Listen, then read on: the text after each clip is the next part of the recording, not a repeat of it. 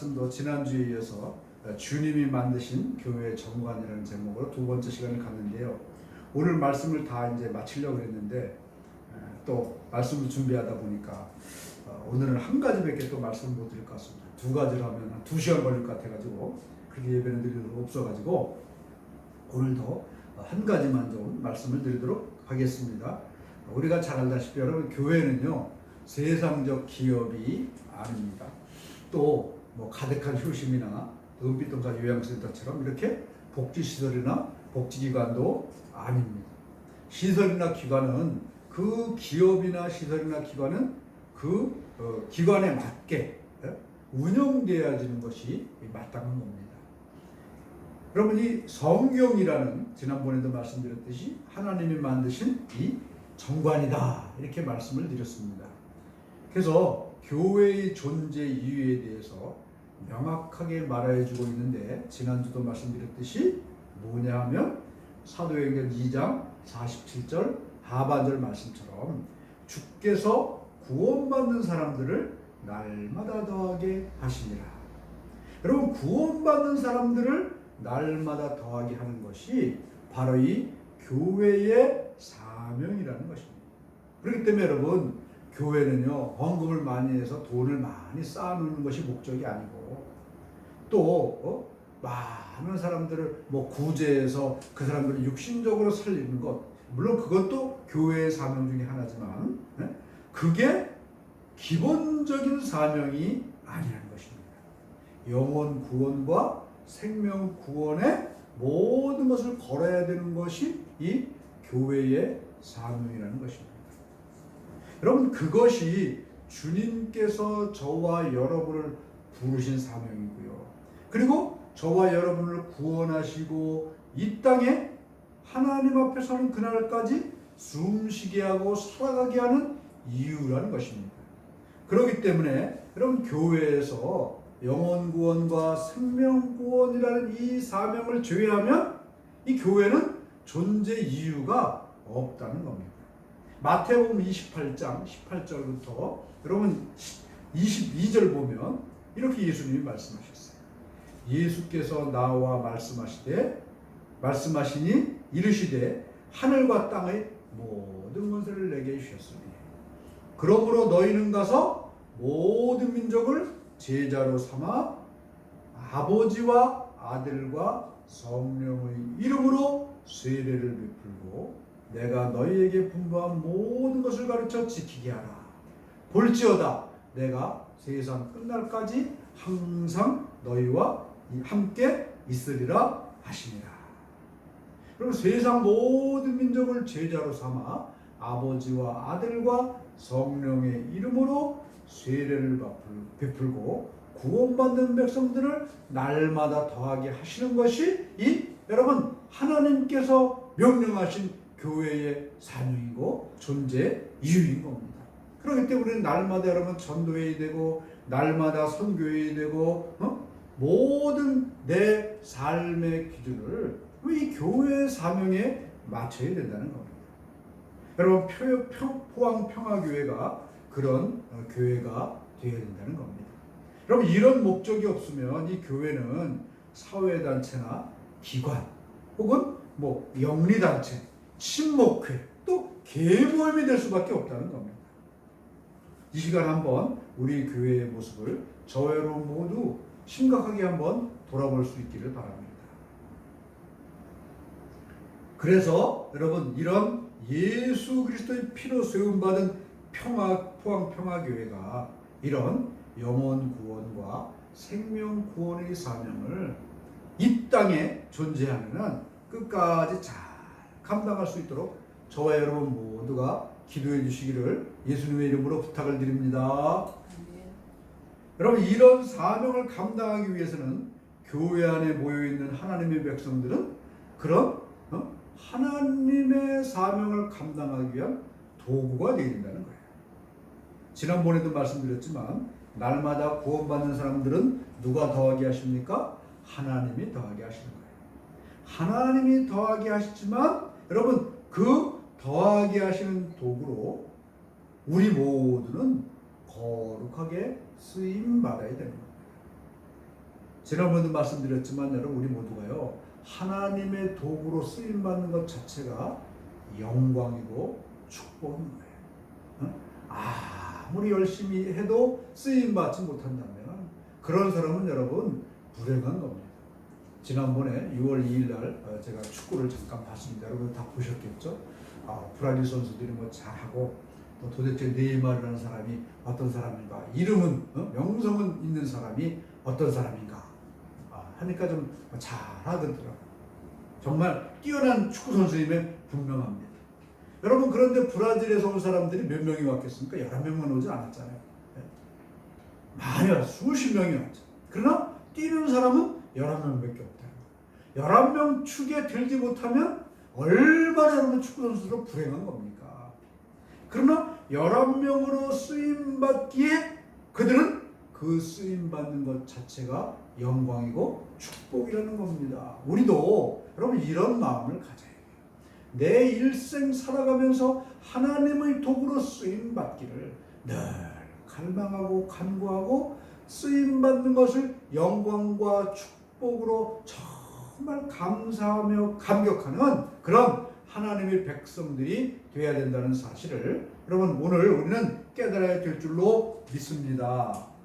그러면 여러분 지난주에 말씀드렸듯이 어떻게 우리가 하나님의 일을 돕는 도구로 쓰임받을 수 있겠느냐.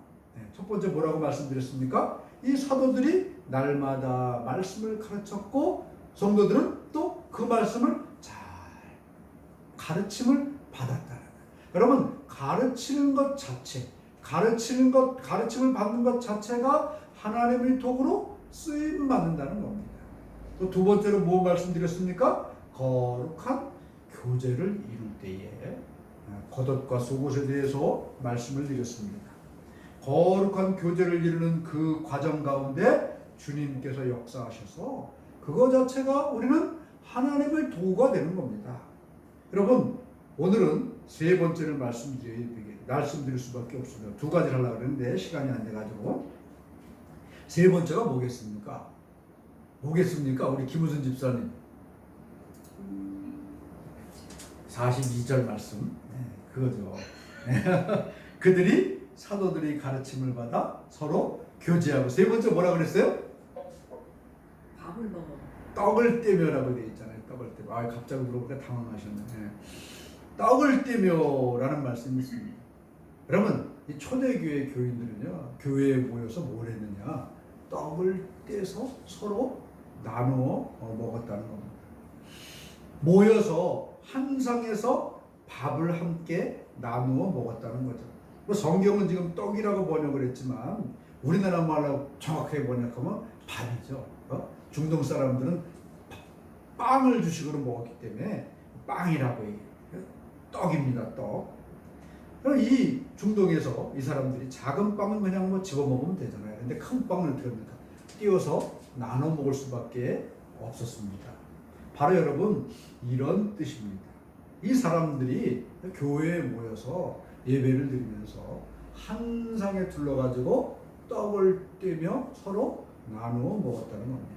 그런데 오늘 말씀은 떡을 뗀다는 의미를 자세히 살펴보면서 이 떡을 뗀다는 것이 하나님이 우리에게 무슨 말씀을 하시는가, 이것을 한번 좀 더 깊이 생각을 해보도록 하겠습니다.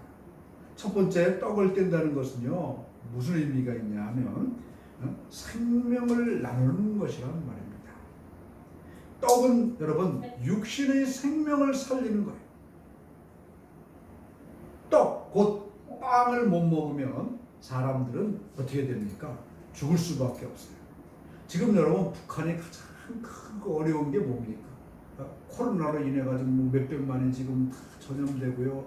잘못하다가 뭐 미국에서 어느 연구소에서는 이것 때문에 김정은 정권이 붕괴가 될지 모른다, 뭐 이런 예측까지 하고 있습니다.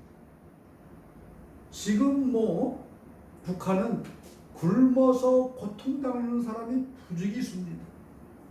여러분 예수님 당시에 사람들이 얼마나 잘 먹을 수 있었겠는가 한번 좀 생각을 해보세요.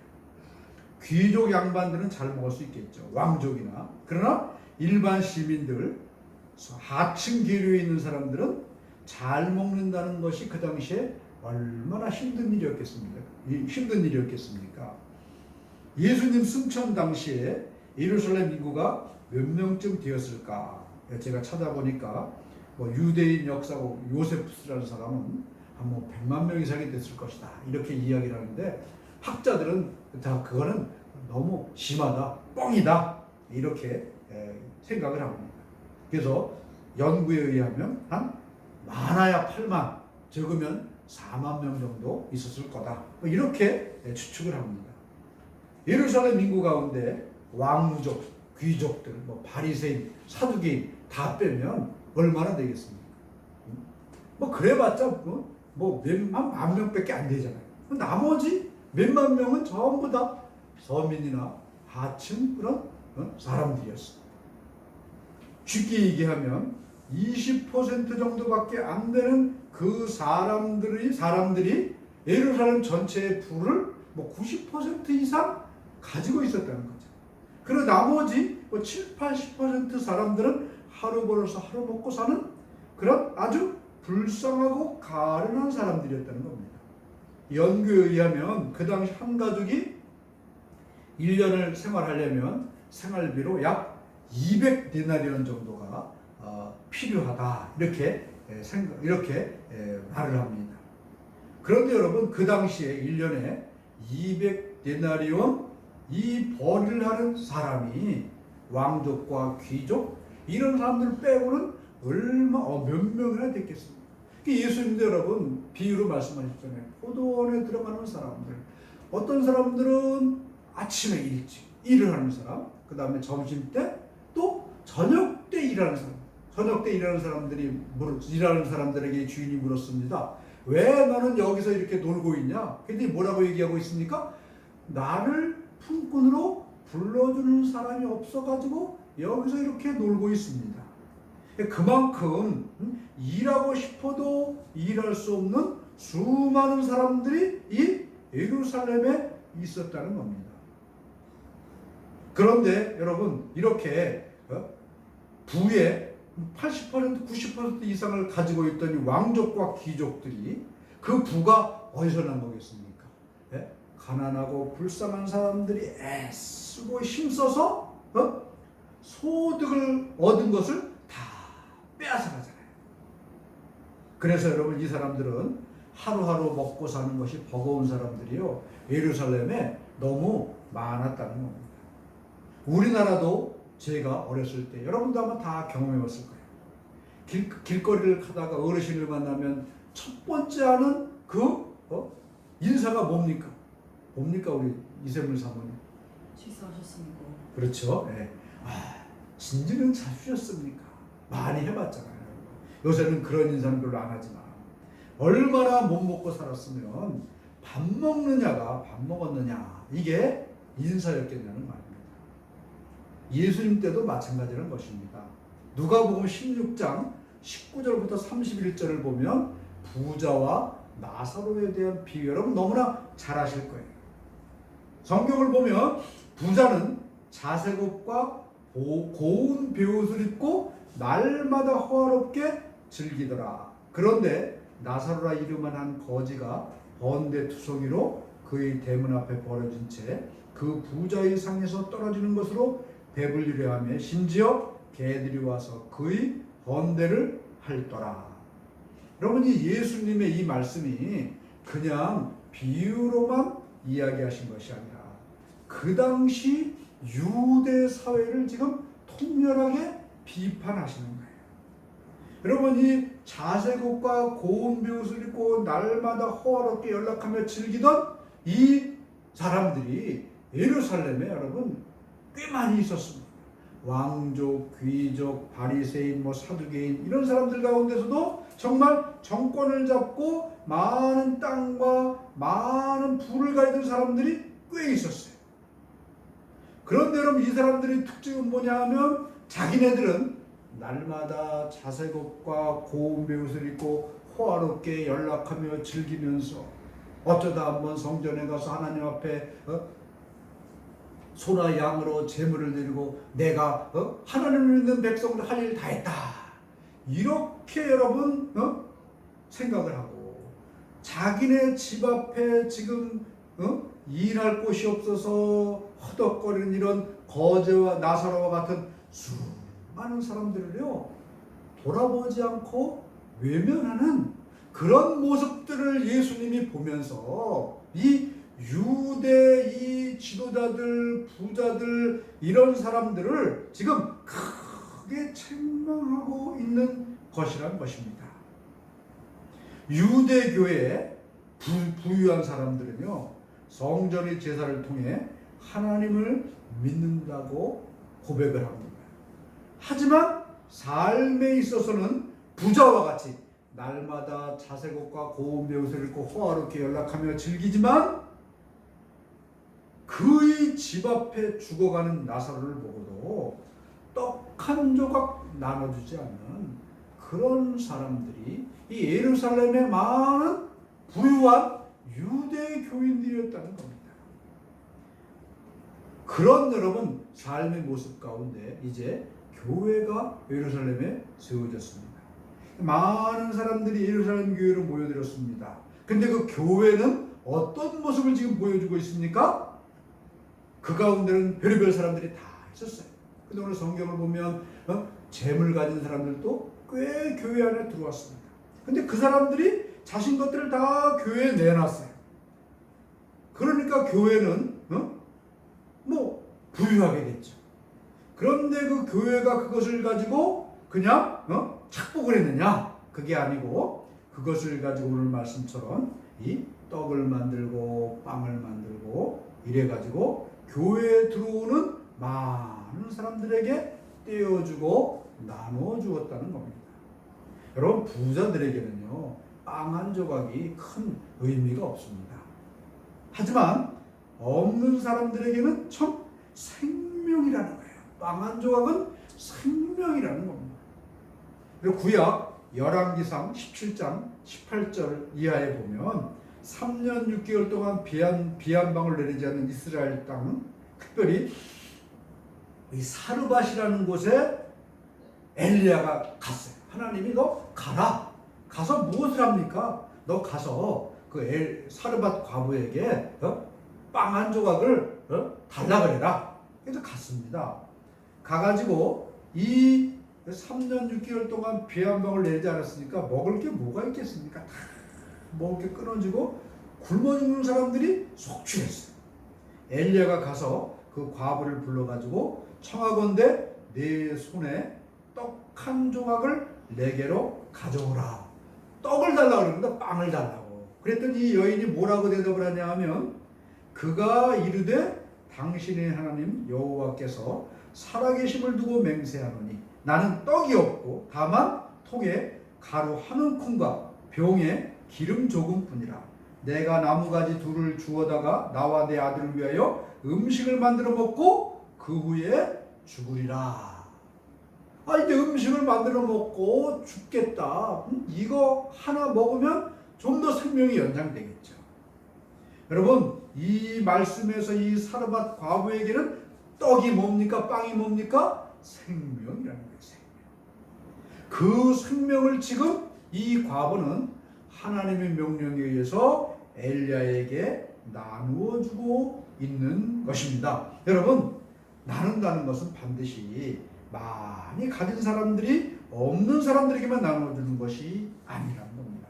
없어도 내가 가진 마지막 것이라도 나누는 것이 참 생명을 나누는 것이란 거예요. 예수님은 어떤 분이셨습니까?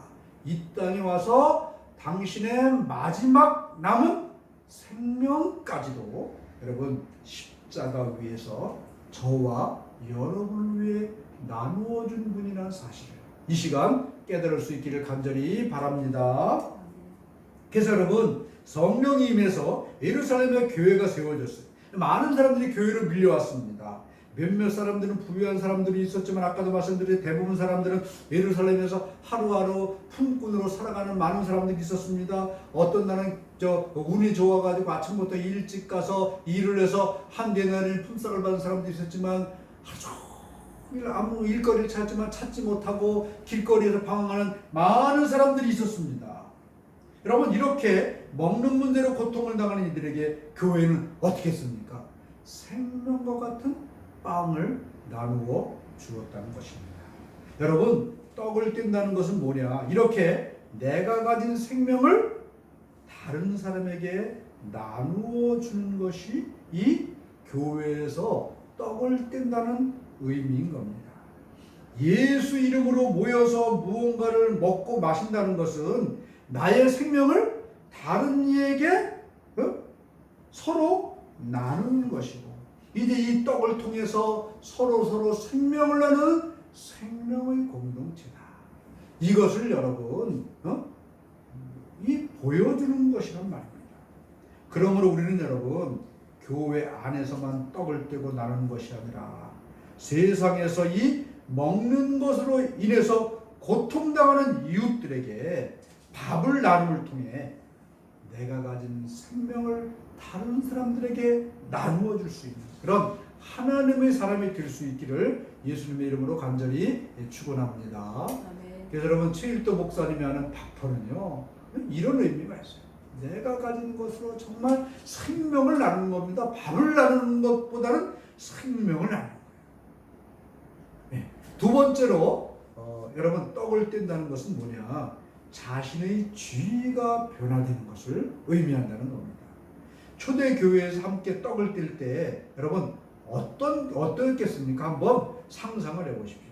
상을 펴놓고 그 상 위에 떡을 올려놨겠죠. 그 떡 주위에는 많은 사람들이 둘러앉아 있습니다. 그 당시에 얼마나 신분차별이 심했습니까? 그런데 교회에서 그 떡을 놓고 그 떡 주위에 앉아있는 사람들의 모습을 생각을 해보십시오. 그 떡 주위에 앉아있던 그 사람들은 어떤 사람들은 뭐 왕족에 속한 사람도 있었을 것이고 귀족에 속한 사람도 있을 것이고 평민이나 천민 각양각색의 그런 신분의 사람들이 그 자리에 함께 앉아 있었을 것입니다. 그리고 함께 둘러앉아서 먹고 마신 것이 이 교회의 모습이었습니다. 여러분 우리나라 사극을 보면 궁중에서 식사하는 모습이 가끔 나옵니다. 근데 여러분 왕이 앉아있고 많은 대신들이 둘러앉아 있어요. 왕은 맨 위에서 자기에게 차려온 밥을 먹고 대신들은 그 밑에서 또 각자 자기의 밥을 먹고 하인이나 노비들은요 거기 얼씬도 못하잖아요. 저 부엌 구석이 한 구덩이에서 겨우 허겁지겁 밥을 먹는 그런 모습을 봅니다. 세상 사람들은요 이렇게 먹을 때도 신분을 따집니다. 하지만 교회 안에서는 여러분 그 신분이 이 상을 통하여서 떡을 통하여서 다 같아진다는 겁니다. 세상에서 신분이 높은 사람은 교회 안에서 떡을 땜을 통하여서 신분이 낮아지는 것이고 세상에서 신분이 낮았던 사람들은 교회에서 떡을 떼는 그 자리에서 신분이 높아지는 겁니다. 신분이 높은 사람은 여러분 이 떡을 땜을 통하여서 예수 그리스도의 낮아진 그 십자가의 자리까지 낮아짐을 경험하는 것이고 신분이 낮은 사람은 그리스도의 영원한 하나님의 아들로 높여짐을 경험하는 자리가 여러분 초대교회에 떡을 떼는 이 자리란 사실입니다. 여러분 교회에선 이렇게 떡을 뗀다는 것은 신분 변화를 의미하는 겁니다. 그런데 여러분 늘 이 식탁에 함께 하시는 분이 계신데 그분이 누구냐? 바로 예수님이십니다. 떡을 뗀다는 것은 우리가 예수 그리스도와 같은 신분이 된다. 이것을 의미하고 있다는 겁니다. 죄와 사망으로 멸망받아야 되고 여러분 지옥에 갈 수밖에 없는 나를 예수님께서 택하셔가지고 당신의 식탁에 앉게 하시고 초대하신 겁니다. 그리고 거기서 나와 함께 예수님이 먹고 마시는 자리가 바로 이 교회 식탁이요 교회에서 떡을 떼는 자리란 겁니다. 여러분 사무엘하 9장 7절 이하에 보면 무비보셋이라는 사람이 나옵니다. 누가 나온다고요? 무비보셋.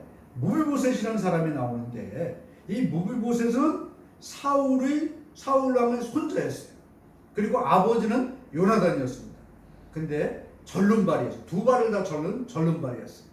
할아버지도 죽고 아버지도 죽고 그러면 천의 고아가 돼가지고 혹시라도 또 다윗이 자기를 죽일지 모른다 해서 숨어 있었습니다. 그런데 이 다윗이 그를 불러냈어요. 불러내가지고 이 무비보셋을 향하여서 사무엘하 9장 7절을 보면 이렇게 말하고 있습니다. 너는 항상 내 상에서 떡을 먹을지니라 하니. 여러분, 천의 고아요. 지금 이 다윗에게 죽임을 당할지도 모른 이 불쌍한 이 무비보셋이라는 사람이 다윗 왕이 그를 불러가지고 이제 너는 내 상에서 나와 함께 먹고 마시리라. 이것은 여러분 무엇을 말해주고 있습니까? 이 무비보셋의 모든 주의를 지금 다윗은 나와 같은 주의로 회복시켜 주겠다. 이런 여러분 선언이라는 겁니다. 교회에서 떡을 뗀다는 것은요, 내가 사탄 마귀의 종에서 그리스도의 영원한 신부로 신분이 변화되어서 그리스도와 함께 그리스도의 밥상에서 먹고 마시는 것임을 깨닫는 자리, 바로 여러분 그것이 떡을 떼는 식탁이라는 겁니다. 여러분, 떡을 떼는 그 식탁은 분명한 것을 다시 한번 말씀드립니다. 우리의 신분이 변화됐다는 것을 의미하는 자리예요. 모든 사람이 같이 둘러 모여서 죄와 사망으로 죽을 수밖에 없는 내가 이제는 예수 그리스도의 신부로서 동등되이 주님과 함께 먹고 마시는 그것이 바로 교회에서 떡을 떼는 자리임을 우리는 분명히 깨달을 수 있고 깨달을 수 있고, 떡을 먹고 마실 때마다 나의 이렇게 비천한 종과 죄와 사망의 종에서 나를 주님의 신부 삼으신 그 주님을 찬양하고 경배하는 귀한 자리가 돼야 될 줄로 믿습니다. 아멘. 그리고 세 번째로 여러분, 떡을 뗀다는 것은 생명의 주인이신 주님을 먹고 마시는 의미가 있다는 겁니다. 초대교회 때 여러분 떡을 뗄 때 보통 모여서 두 가지를 했다고 합니다. 첫째가 뭐냐 하면 모든 사람들이 모여서 그냥 먹고 마시는 거예요. 아까도 말씀드렸지만 집에서 먹을 게 없잖아요. 그 교회 와서 먹고 마시는 거. 사랑의 애찬이다, 이렇게 볼 수 있죠. 두 번째가 뭐냐 하면 성찬식. 초대교회 교인들이 제일 정말 말 많이 듣고 탄압을 받던 이유가 뭐냐 하면 교인들은 모여가지고 애기를 잡아가지고 그 살을 먹고 그 피를 마신다, 막 이런 소문이 나가지고 인육을 먹고 마신다, 이렇게 소문이 나가지고요 크게 핍박을 받았어요. 그런데 여러분, 성찬식, 초대교회는 성찬식이 매주 있었습니다. 지금도 천주교회에서는 매주 성찬식을 진행하고요, 좋은 이웃 교회에서도 매주 성찬식을 합니다. 그런데 대부분 개신교회는 성찬식을 많이 하지 않습니다. 그 이유가 있죠. 그러나 우리가 확실히 알아야 될 것은 초대교회는 매주 모여서 성찬식을 매주 진행했다는 거예요. 매주 모여서 성찬식을 할 때 빵을 떼어 나눴어요. 빵을 떼면서 이것은 뭐라 그럽니까? 그리스도의 몸이다. 포도주를 나누면서 이것은 그리스도의 피다. 그래서 성도들은요, 빵과 포도주를 먹고 마심을 통해서 늘 그들은 예수님을 내가 매주 먹고 마신다, 이렇게 생각을 하면서 성찬식을 행했습니다. 그런데 여러분, 시간이 흘러가면서 성찬식이 형식적이 되어버렸어요. 그리고 여러 가지 문제가 있었습니다. 그래서 종교개혁자들은 천주교의 성찬식에 대해서 비판을 했습니다. 그리고 이 종교개혁자들이 성찬식에 대해서 새로운 그런 방향을 제시했습니다. 중요한 것은 예수님께서 제정하시고 사도들에 의해 세워진 예배의 모습 가운데 앞에서 말씀드린 애찬식과 함께 성찬식이 매주 진행됐다는 거예요.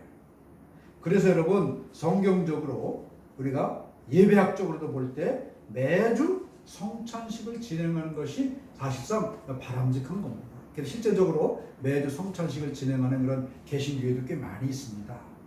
그러면 여러분 교회에서 함께 이 떡을 떼는 성찬식이 왜 그토록 중요한가? 오늘 말씀을 통해서 다시 한번 우리가 깊이 생각을 해보도록 하겠습니다. 그리고 초대교회에서 떡을 뗀다는 것이 도대체 어떤 의미가 있는가? 다시 한번 생각을 해보겠어요. 성찬식은 예수 그리스도의 살과 피를 먹고 마시는 그런 거룩한 예식이다. 이런 말씀을 드렸어요. 성찬식을 대하는 몇 가지 입장이 있습니다. 한번 제가 신학적으로 조금 설명을 해야 될 것 같아요. 첫째가 뭐냐면 화채설입니다. 화채설. 뭐냐면 이것은 천주교인들이 이렇게 믿는 그런 성찬에 대한 이해입니다. 그러니까 성찬 예식에서요, 그 떡과 포도주를 갖다 놓고 신부가 기도를 하고 성찬 예식을 선포하면 그 순간에 이 빵과 포도주가 실제로 예수님의 살과 예수님의 피로 변한다. 이런 생각을 이분들은 갖고 있다는 거죠.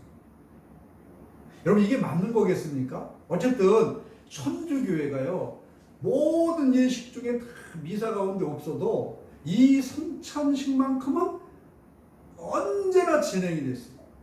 왜냐?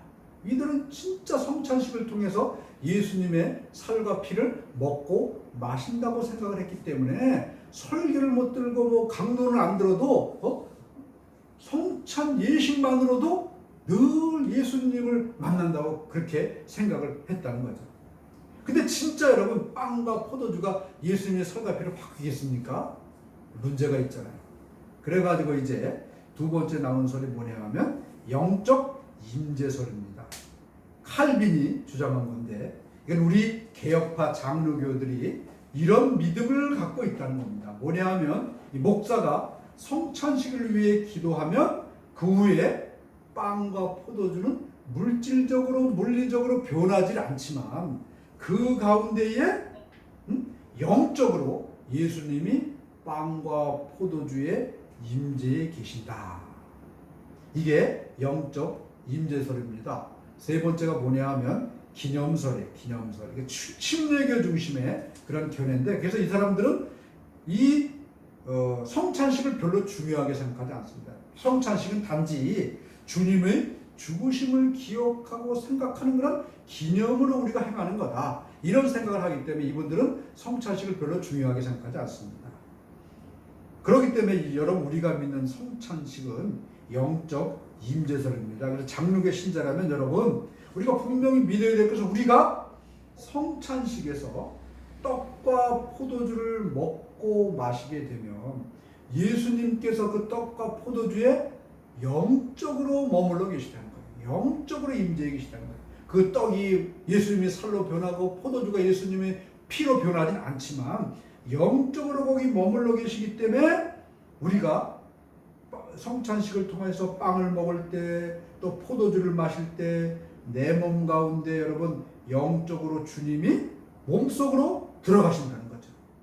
그래서 빵과 포도주를 통해서 내 안에 영적으로 예수님이 들어가셨기 때문에 그 영적으로 들어가신 예수님이 내 마음을 점령하시고 내 몸을 점령하시고 내 여러분 피 가운데 다 거하셔서 내 몸속에 거니시는 겁니다.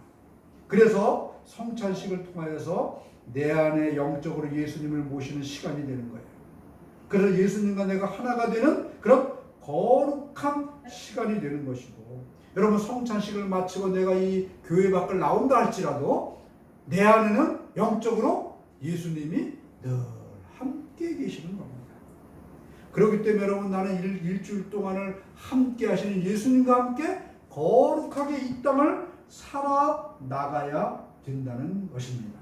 그리고 또 더 중요한 것은 그 성찬식에 참여한 모든 사람들이 똑같이 한 분 예수 그리스도의 몸과 피를 마셨기 때문에 그 성찬식에 참여한 모든 사람들은 영적으로 한 형제요 한 자매가 된다는 겁니다. 그렇기 때문에 여러분 이 성찬식은 우리가 오늘도 분명히 기억할 것은 임재하신 예수님을 내가 먹고 마신다. 그리고 내가 예수님과 이 시간을 통하여서 하나가 된다. 이것을 경험하는 거룩한 시간이 바로 성찬 예식, 초대교회의 떡을 떼는 그런 예식을 통하여 이루어졌다는 사실을 저와 여러분이 분명히 이 시간 깨달을 수 있기를 간절히 바랍니다. 여러분, 교회는요, 하나님의 거룩한 뜻을 이루는 것입니다. 하나님의 뜻을 날마다 구원받는 백성들을 더하게 하시는 겁니다. 이 하나님의 뜻에 합당한 도구로 저와 여러분이 오늘도 분명히 사용될 수 있기를 예수님의 이름으로 축원합니다. 어떻게 사용되어야 됩니까? 지난주에 말씀드렸듯이 우리가 말씀을 잘 가르치고 말씀을 잘 배우는 과정 가운데 우리는 하나님의 도구가 되는 거예요. 그리고 두 번째로 여러분, 거룩한 영적인 그런 교제를 통해서, 만남의 교제를 통해서 우리는 하나님의 도구로 쓰임받는 겁니다. 그 세 번째로 오늘 말씀드린 대로 함께 떡을 떼는 이 모습을 통해서 저와 여러분은 하나님의 나라를 이 땅에 이루는 거룩한 도구로 사용된다는 이 사실을 분명히 깨닫고 기억하고, 여러분, 그 도구로 사용되는 영광에 참여하는 저와 여러분이 될 수 있기를 예수님의 이름으로 간절히 축원합니다. 특히 여러분, 오늘 말씀 초대교회에서 떡을 뗀다는 의미를 잘 깨달으세요. 떡을 뗀다는 성경적 의미만 잘 깨달아도요, 우리에게는 것이 큰 능력이요 힘이요 권세라는 겁니다. 여러분, 하나님을 믿고 예수님을 믿는다는 것은 여러분 믿음이에요. 내가 그렇게 믿고 성경에서 그렇게 말씀하시는 그렇게 믿으면 그대로 이루어지는 역사가 나타난다는 사실을 저와 여러분이 오늘 시간 분명히 깨달을 수 있기를 바랍니다. 떡을 떼면서 이것은 정말 내가 다른 사람에게 내 생명을 나눠주는 것이다 라고 믿고 떡을 떼면 진짜 생명을 나눠주는 거예요. 그리고 두 번째로 내가 이 떡을 떼임을 통해서 나의 신분이 죄와 사망의 종에서 하나님 예수 그리스도의 신부로 변화되는 그 자리구나 라고 믿고 떡을 떼고 마시면 내가 그 자리가 그리스도의 신부가 되는 자리입니다. 그리고 성찬 예식을 통하여서 정말 내가 영적으로 예수 그리스도를 내 마음과 내 몸에 모신다 라고 믿고 그렇게 여러분 우리가 구하면 정말 예수님이 내 안에서 영으로 임재하셔서 나와 동행하시는 거룩한 여러분 그런 하나님의 도구로 내가 쓰임받을 수 있다는 겁니다. 오늘 여러분, 저와 여러분 이 사실을 잘 기억하시고 정말 오늘 말씀을 통하여서 날마다 구원받는 백성을 더하게 하시는 하나님의 그런 역사에 내가 도구로 나와 여러분 모두가 잘 사용되어서 정말 하나님께는 큰 영광이요, 내게는 큰 복이 임하는 그런 귀한 주님의 도구로 사용되는 하나님 백성 되실 수 있기를 예수님의 이름으로 간절히 축원합니다.